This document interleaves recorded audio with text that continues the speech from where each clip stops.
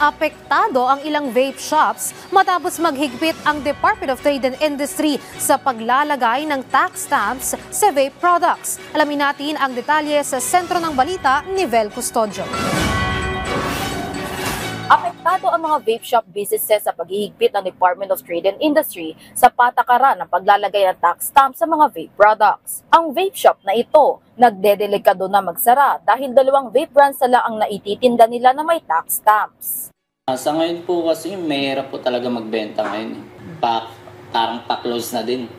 Halos wala na ring laman ang display sa vape shop na ito. Simula raw kasi ng kumpiskahin ng DTI ang ilang mga disposable na malalaking vape brands kagaya ng Flava, humina na ang benta nila.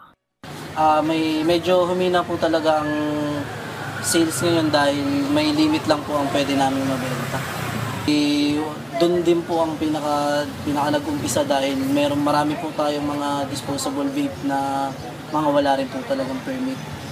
Hinainan na ng formal charges ang ilang manufacturer, importer, distributor at retailer ng siyam na vape products, kabilang ang Snow Plus, Instabar, Dencat, Geek Bar, Vape Gin, Wave, Boss, Devox Bar at Uzo. Lumabag ang mga nasabing vape brands sa Section 4 ng No Tax Stamp sa ilalim ng Republic Act No. 11900 o Vaporized Nicotine and Non-Nicotine Products Regulation Act. Bagamat limitado na ang pagpipilian ng mga produktong vape, pabor pa rin naman para sa vape user na ito ang paghihigpit ng gobyerno sa paggamit ng kaukulang dokumento sa pagbebenta ng vape.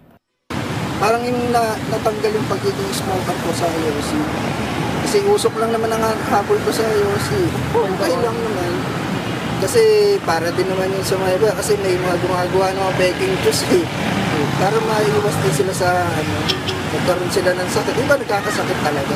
Dahil yung ginagamit nila, mura nga. Pero may sakit naman.